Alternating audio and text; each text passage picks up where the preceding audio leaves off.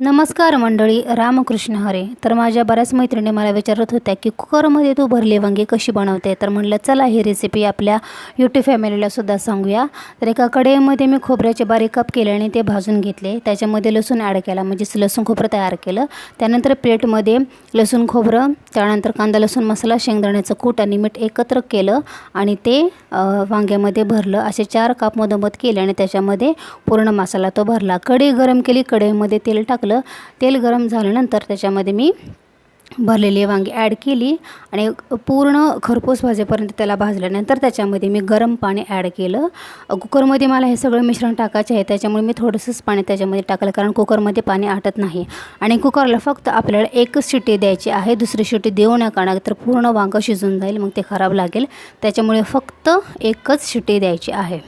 आणि अशा तऱ्हेने खूप छान असं भरलं वांगं तयार झालेलं आहे. आवडल्यास सबस्क्राईब करायला